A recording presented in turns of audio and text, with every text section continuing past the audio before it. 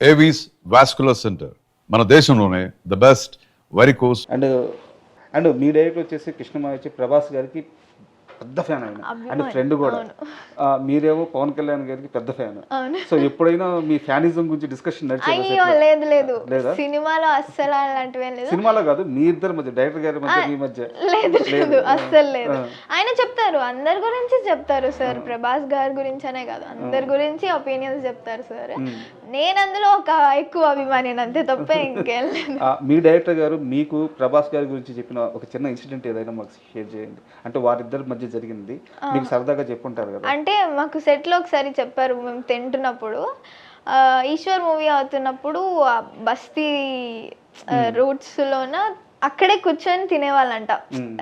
అక్కడ సెట్ లోనే సార్ ప్రభాస్ గారు కూడా అప్పుడు ఇంకా అప్పుడే కదా ఎంట్రీ, సో అప్పుడు వీళ్ళతోనే కూర్చొని తినడం, అంతా ఆ ప్లేస్ లో కూడా కూర్చొని తినడం, అదంతా చెప్తున్నప్పుడు ఎంత డెడికేషన్, ఎంత నేర్చుకోవాలనిపిస్తుంది అవన్నీ చెప్తున్నప్పుడు. అలానే సార్ చెప్తుండడం, మేము నేర్చుకుంటుండడం. అండ్ నిన్న మీ డైరెక్టర్ గారితో మాట్లాడుతుంటే, సో వీలైనంత త్వరలో ఖచ్చితంగా ప్రభాస్ గారి దగ్గరికి అయితే నేను నా టీం వెళ్తామని చెప్పారు ఆయన. మీకు కూడా తెలిసే ఉంటుంది. సో ప్రభాస్ గారిని ఒకసారి కలిస్తే ఆ మూమెంట్లో మీ రియాక్షన్ ఎలా ఉండబోతుంది? రియాక్షన్ అనేది చూస్తేనే తెలుస్తుందండి, ఇలా అస్సలు తెలియదు. బట్ నిజంగా వెయిటింగ్, ఆ టీం నిజంగా వెయిట్ చేస్తున్నాం. నేను, హీరో గారు, డెమాన్ పవన్ అండ్ రాణి, శుక్ల కూడా ఉన్నాడు. అందరం వెళ్తాం, మ్యాక్స్ అందరం వెళ్తాం. వెళ్తే మాత్రం మొదలం నాకు తెలిసి ఫొటోస్ తీసుకుంటాం, బైట్స్ తీసుకుంటాం, ఫస్ట్ సావిత్రి మూవీ గురించి తీసుకుంటాం. అండ్ వీఆర్ వెయిటింగ్, డైరెక్టర్ సార్కి అడగాలి ఇంకా మళ్ళీ ఎప్పుడు తీసుకెళ్తారు అని చెప్పి. అండ్ మీరు ఒక ఇంటర్వ్యూలో మాట్లాడుతూ మీకు ఏమన్నా గోల్ ఏమన్నా ఉందా అంటే, అమ్మ నాన్నకి చేయాల్సిన పనుల్లో మా అమ్మకు ఒక మంచి ఇండివిజువల్ హౌస్ కట్టించాలి, పెద్ద గ్రీనరీతో ఒక తోట ఉండేలాగని చెప్పి. సో అయిందా ఆ పని? ఇప్పటి వరకు అయితే అవ్వలేదు, బట్ చూడాలి, ఇంకా మంచి ప్రాజెక్ట్స్ వస్తే ఇంకా చూస్తున్నాను. బట్ నాట్ ఇప్పటి వరకు అయితే అవ్వలేదు, చూడాలి ఫ్యూచర్లో. అండ్ యాక్చువల్గా లిఖిత అంటే ఈవెంట్స్తో చాలా బిజీ ఉంటారు మీరు. ఇప్పుడు హీరోయిన్ అయ్యారు. సో హీరోయిన్ ఇప్పుడు ఈ మూవీ రిలీజ్ తర్వాత దీన్ని నిలబెట్టుకోవడం చాలా కష్టం ఇంకా. సో మళ్ళీ ఆఫర్స్ రావాలి, లేదా మీరు అప్రోచ్ అవ్వాలి, లేదా మేకర్స్ అప్రోచ్ అవుతారు. ఈ ప్రాసెస్ ఇలా ఉంది కాబట్టి ఈవెంట్స్ని కొన్ని రోజులు స్టాప్ చేస్తారా, లేదా ఈవెంట్స్ని మాత్రం అలాగే గట్టిగా పట్టుకుంటారా? ఈవెంట్స్ని మేబీ కొన్ని నేను మేనేజ్ చేయలేకపోవచ్చు, టైమింగ్స్ కానీ డేట్స్ కానీ కొంచెం ఇబ్బంది రావచ్చు, బట్ చేస్తాను తప్పకుండా. అంటే మిస్ అవుతానేమో కొన్ని, బట్ వెళ్ళాలి పక్క, అక్కడ బాగుంది అంటే కానీ వెళ్తాను. అండ్ అంటే ఎట్లాగో మనం కమర్షియల్ గురించే మాట్లాడుకుంటున్నాం కాబట్టి, రాను ముంబైకి రాను పాట ₹1 సంపాదిస్తే లిఖిత బయటకు వచ్చి 19 ఏళ్ల వయసులో, అంటే ఆ పాట రిలీజ్ అయిన 2-3 సంవత్సరాలకే లిఖిత బయట ₹1 సంపాదించిందని చెప్తున్నారు. అంటే అంత క్రేజ్ ఉంది బయట, నిజమేనా? ఆ పాట రాము రాతోనే కాదు, మిమ్మల్ని కూడా కోటీశ్వరులు చేసింది అని చెప్తున్నారు. కోటీశ్వరుల్ని చేయలేదు కానీ ఒక లిఖిత అని కాకుండా రాను బొమ్మాయికి రాను అమ్మాయి అని మాత్రం నిలబెట్టింది. కోట్ల మందికి చేరువ చేసింది. చాలా, అందరి ఇళ్లలో ఒక అమ్మాయిగా చేసేసారు నన్ను. అది నేను ఆంధ్ర అమ్మాయి అయ్యుండి తెలంగాణ వాళ్ళ ఇంట్లో కూడా ఉంటున్నానంటే అది కోట్ల ఆస్తి నాకు. ఇప్పటి వరకు అయితే బయట అదేం లేదు. ఫేమ్, వాళ్ళు ఇచ్చే ప్రేమ అంతా చాలా బాగుంది, అదే ఎంజాయ్ చేస్తున్నాను ఇంకా. అయితే ఇంత క్రేజ్, ఇప్పుడు 19 ఏళ్ళ వయసు అంటే చిన్న చిన్న కోరికలు ఉంటాయి, ఫ్రెండ్స్తో బయటికి పోవాలని, అందరిలాగే ఒక సినిమా చూడాలని, ఒక షాపింగ్కి వెళ్ళాలని. సో ఇవన్నీ పాసిబుల్ అవుతున్నాయి మీకు? పాసిబుల్ అవుతున్నాయి. నేను ఫ్రెండ్స్తో తక్కువ బయటకి, ఓన్లీ 2-3 ఫ్రెండ్స్ ఉంటారు నాకు. బయటకు వెళ్తే అందరు గుర్తుపట్టడం చాలా. సో ఇవన్నీ చిన్న చిన్న ఆనందాలన్నీ మిస్ అవుతున్నాను. అంటే అంత ఇబ్బంది పెట్టరు, ఒకవేళ ఇబ్బంది పెట్టినా అంత ఎప్పుడు వెళ్ళలేదు. అంటే అంత క్రౌడ్లోకి నేను ఎప్పుడు వెళ్ళలేదు.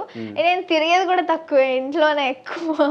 సో అంత ఇబ్బంది ఏం రాలేదు, కానీ ఎంజాయ్ చేస్తాను. ఎవరు వచ్చినా, ఎవరు అడిగినా, వెళ్తే ఫ్యామిలీతో వెళ్తా. ఫ్యామిలీతో ఉన్నప్పుడు ఇంకా ఫైన్ అంత మూమెంట్. ఈ క్రేజ్ వల్ల, ఈ ఫేమ్ వల్ల నేను చేయాలనుకున్న పని ఇది చేయలేకపోతున్నాను, ఇది ఒక్కటి మాత్రం నాకు బాధగా ఉంది అంటే, ఇంత ఆనందం రావడం వల్ల కూడా ఒక బాధ ఉంది అనిపిస్తుంది కదా. సో అది ఏం పని? ఇప్పుడు అంటే మా ఫ్యామిలీతోనే నేను ఏదైనా రెస్టారెంట్కి వెళ్ళినా, ఎనీథింగ్, ఏ పనికి వెళ్ళినా పక్కా అక్కడ సాంగ్ ఉంటుంది, రాను బొమ్మాయికి రాను సాంగ్ ఉంటుంది. నేను ఏదో పనిలో ఉంటే ఆ సాంగ్ వేస్తే ఎవరైనా ఉంటారా చెప్పండి, ఎవరో ఒకరు ఇలా చూస్తారు కదా వచ్చారా లేదా. సో ఎవరు చూసినా వచ్చి సెల్ఫీ సెల్ఫీ సెల్ఫీ, తినే టైంలో కూడా అడుగుతారు. అంటే నీకు అంటే ఫ్యామిలీ టైం కానీ అది మిస్ అయిపోతాను అప్పుడప్పుడు. బాధ అనిపిస్తుంది అండ్ హ్యాపీగా కూడా అనిపిస్తుంది. అయితే నా దగ్గర ఉన్న ఒక సీరియస్ సోర్స్, అంటే ఇది ఏదో జస్ట్ ఏదో గాల్లో రాయట్లేదు, చాలా సీరియస్ సోర్స్తోనే అడుగుతున్నాను. బిగ్ బాస్ ఆఫర్ వచ్చిన మాట నిజమే కదా మీకు? అంటే వచ్చింది అంటే నా వరకు అయితే రాలేదు, అంటే నాకు తెలీదు. బట్ మమ్మీ మేబీ అవుతున్నట్టుంది, డిస్కషన్ అవుతున్నట్టుంది. అదే ఈ సీజన్ బిగ్ బాస్ లోకి మిమ్మల్ని పంపించాలని చాలా సీరియస్ ప్రయత్నం అనుకున్నారు. అవును అనుకున్నారు. బట్ నేను వెళ్ళడం అనేది నాకే ఇష్టం లేదు. ఫస్ట్ ఆఫ్ ఆల్ వాళ్ళు పంపిద్దామన్నా మా మమ్మీ ఓకే అనుకున్నా, నాకే ఇంట్రెస్ట్ లేదు. బికాజ్ నేను బయటకు వెళ్తే ఇట్లా అడుగు బయటకు పెట్టినా మా మమ్మీతో వెళ్తాను అనమాట. ఎటు వెళ్ళినా ఎక్కడున్నా సరే మమ్మీ ఉండాలి, లేకపోతే డాడీ ఉండాలి. అలాంటి సిచ్యువేషన్లో 100 days ఇలా బిగ్ బాస్ హౌస్లో ఒక్కదాన్నే ఉండాలి నా వల్ల అస్సలు కాదు. పక్కా ఎల్బి ఎమోషనల్, నేను ఒక ఎమోషనల్గా కానీ నా పని నేను చేసుకోవడానికి కానీ నా వల్ల అస్సలు కాదు. సో మమ్మీ కుచ్చి అనమాట, నేను కష్టం. సీజన్లో కల్లా టాప్ 3 మెంబర్స్ ఎవరైతే ఉంటారో వాళ్ళకి రెమ్యునరేషన్స్ ఇస్తారు కదా, మీరు కూడా ఆ టాప్ 3లో ఒక పర్సన్ బిగ్గెస్ట్ రెమ్యునరేషన్ ఆఫర్ చేశారు. సో ఆ విషయం కూడా తెలుసు నాకు. అంత అమౌంట్ వదులుకోవడానికి రెడీగా ఉన్నారు అమ్మ కోసం? అఫ్ కోర్స్ రెడీగా ఉన్నాను. ఇంకా అదే నిజంగా నా వల్ల అవుతుందంటే నేనే వెళ్ళేదాన్ని, బట్ నా వల్ల అస్సలు అవ్వదని ఫిక్స్ అయిపోయాను. ఓకే. అండ్ అమ్మ గురించి చెప్పారు కాబట్టి నాకు ఒక విషయం తెలిసింది. అంటే ఇప్పుడు మీరు చాలా సాంగ్స్ చేశారు, ఇప్పుడు హీరోయిన్గా చేస్తున్నారు. మీ కాస్ట్యూమ్స్ కానీ, మీకు సంబంధించిన చిన్న చిన్న జ్యువెలరీస్ కానీ, కాస్ట్యూమ్ అన్ని, బట్టల నుంచి కానీ, హెయిర్ స్టైల్ కేవలం మీకోసమే మీ అమ్మగారు ఈ వర్క్ అంతా నేర్చుకున్నారంట నిజమేనా? అంటే ఈ వర్క్ అంతా చిన్నప్పటి నుంచి చేసిందే అనమాట. ఎందుకంటే నేను షూట్స్కి వెళ్ళడం, చిన్న రీల్స్కైనా సరే మా మమ్మీ నన్ను చాలా బాగా రెడీ చేస్తుంది. స్కూల్లో ఎంత చిన్న ఈవెంట్ అయినా సరే నన్ను బాగా రెడీ చేస్తుంది. సో చిన్నప్పటి నుంచే hair, dressing, makeup is common. Like నేను నా చేసుకుంటాను కొంచెం కొంచెం మేకప్, లైట్ టచ్అప్స్, ఇంకా డ్రెస్ ఏమంటారు హెయిర్ స్టైల్ మొత్తం మమ్మీనే చూసుకుంటుంది. ఇయర్ రింగ్స్, జ్యువెలరీ అన్నీ కూడా మమ్మీనే. ఏది తీయాలన్నా ఏది చేయాలన్నా మమ్మీనే. సో అమ్మ అన్నీ చూసుకుంటుంది. షూట్కి వెళ్ళినా ఎక్కడికి వెళ్ళినా అమ్మనే. సూపర్. అండ్ మీ ఫాదర్ వచ్చేసి ఎక్కడ శ్రీరామ్ చిట్స్లో మేనేజరా? అవును. సో అంటే చాలా మిడిల్ క్లాస్ ఫ్యామిలీ అంతే కదా. బట్ ఒక్కసారిగా అంటే నేను మరీ కమర్షియల్గా మాట్లాడలేదు కానీ ఇంత చిన్న వయసులో మీ వైపు నుంచి కూడా కాస్త సంపాదన ఇంటికి ఆడవంగానే నాన్నకు ఒక రిలీఫ్ వచ్చి ఉంటుంది కదా ఖచ్చితంగా. అది ఎప్పుడైనా మీతో షేర్ చేసుకున్నారు, చిన్న నీ వల్ల నేను ఇంత హ్యాపీగా ఉన్నాను? అంటే డాడీ ఎక్కువ మాట్లాడరు, తక్కువ, చాలా తక్కువ మాట్లాడతారు. మమ్మీ మాట్లాడినప్పుడు విన్నాను తప్ప నేను ఎప్పుడు డాడీ నుంచి ఎక్స్పెక్ట్ చేయలేదు అనమాట. I was so happy. అంటే హెల్ప్ అవుతుంది. ఇప్పుడు కార్ తీసుకున్నాం, నా ఫైనాన్షియల్గా కొంచెం ఓకే నేను సంపాదిస్తున్నాను అన్న టైంలో కార్ తీసుకున్నాం, బ్రీజా కార్ తీసుకున్నాం. అది ఈఎంఐకి కానీ ఇవన్నీ హెల్ప్ అవుతుంటే I was so happy and proud అనమాట. బాగా అనిపించింది. సూపర్. అయితే మూవీ రిలీజ్ అయిన తరువాత ఇండస్ట్రీలో మీ ప్లాన్స్ ఎలా ఉన్నాయి? అంటే ఎలాంటి డైరెక్టర్స్తో సినిమా చేయాలనుకుంటున్నారు, ఎలాంటి కథలను పట్టుకోవాలనుకుంటున్నారు? ఓన్లీ హీరోయిన్గా మాత్రమే అప్రోచ్ ఉండాలనుకుంటున్నారా, మంచి క్యారెక్టర్ వచ్చినా చాలనుకుంటున్నారా? సో నెక్స్ట్ లిఖిత ప్లాన్స్ ఎలా ఉన్నాయి ఇండస్ట్రీలో? నేను ఇండస్ట్రీలో ఇప్పుడు అయితే ప్రస్తుతానికి ఈ మూవీ చూసిన తర్వాత ఒక క్లారిటీ వస్తుంది. బట్ నేను ఇంకా చెప్పాలని ఏమనుకుంటున్నానంటే మంచి క్యారెక్టర్, ఒక నేను ఎలాంటి బోల్డ్ క్యారెక్టర్స్ చేయలేను. బికాజ్ నా కంఫర్ట్కి మించి నేను వెళ్ళలేనని నా ఒపీనియన్ అనమాట. సో బోల్డ్ క్యారెక్టర్స్ కాకుండా ఒక మంచి స్టోరీ, మంచి క్యారెక్టర్, ఆ క్యారెక్టర్కి ఉన్న ఇంపార్టెన్స్, అలాంటి క్యారెక్టర్స్ అయితే చేద్దాం అనుకుంటున్నాను. అండ్ హీరోయిన్గా చేస్తే హీరోయిన్గానే కంటిన్యూ అవ్వాలి అని ఒక ఎప్పటి నుంచో నడుస్తుంది అది. అవును అది కరెక్టే. బట్ ఒక పెద్ద మూవీలో హీరోయిన్ పక్కన ఉన్నా సరే, హీరోయిన్ ఒక క్యారెక్టర్ మీద మొత్తం మూవీ రన్ అయినా సరే అది ఇంపార్టెంట్ క్యారెక్టరే.